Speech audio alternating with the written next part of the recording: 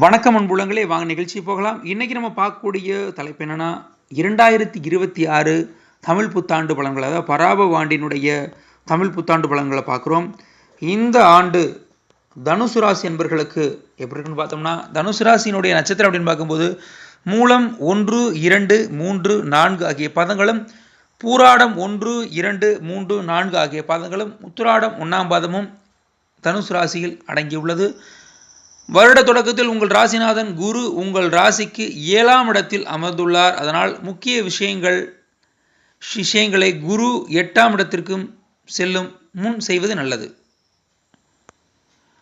வருட தொடக்கத்தில் குரு 7இல் இருப்பதால் சிலருக்கு புதிய வேலை அதிக சம்பளத்தில் அமையும்.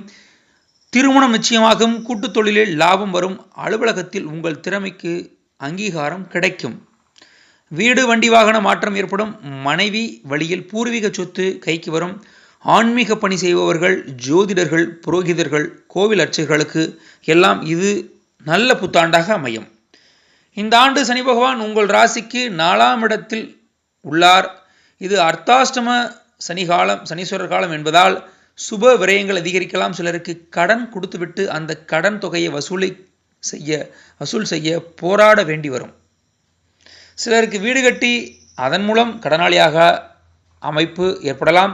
அதனால் இந்த காலகட்டத்தில் யாருக்கும் கடன் கொடுக்கவும் வேண்டாம், கடன் வாங்கவும் வேண்டாம். உங்கள் ராசிக்கு பராபவ ஆண்டின் கிரக பயிற்சி பலன்கள் எப்படி இருக்குன்னு பார்ப்போம். இந்த ஆண்டு குரு, ராகு, கேது என முக்கியமான 3 கிரகங்களின் பயிற்சிகள் ஏற்படுவதால் இந்த ஆண்டு மிக முக்கியமான ஆண்டாக உங்களுக்கு அமையும்.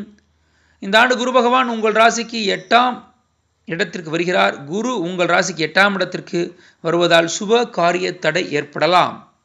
சிலருக்கு வரவேண்டிய லோன் அமௌண்ட் வர தாமதமாகலாம். பண விஷயங்களில் சற்று எச்சரிக்கையாக இருக்க வேண்டும்.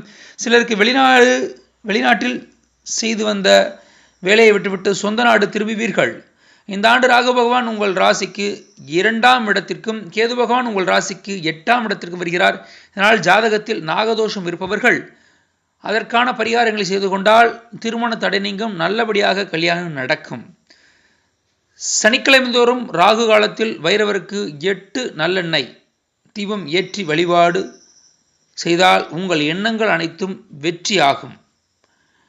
இதுவரைக்கும் நம்ம யூடியூப் சேனலான ஜோதிடர் கருப்பையா யூடியூப் சேனலை சப்ஸ்கிரைப் பண்ணாதவங்க சப்ஸ்கிரைப் பண்ணிடுங்க. பக்கத்தில் இருக்கிற பெல் ஐக்கானை மறக்காமல் கிளிக் பண்ணி லைக் பண்ணி ஷேர் பண்ணிக்கங்க. மேலும் அடியவனிடம் நீங்கள் ஜாதகம் பார்க்க வேண்டும் என்று விரும்பினாலும் அல்லது சித்தமர் தொடர்பாக ஆலோசனை பெற வேண்டும் என்று விரும்பினாலும் அடியவனுடைய வாட்ஸ்அப், மொபைல், ஜிபே நம்பர் எல்லாம் ஒரே நம்பர் தான் சொல்கிறேன், நோட் பண்ணிங்க. 97 91 29 54 33 9791295433 என்ற எண்ணின் மூலமாக அடியவனை நீங்கள்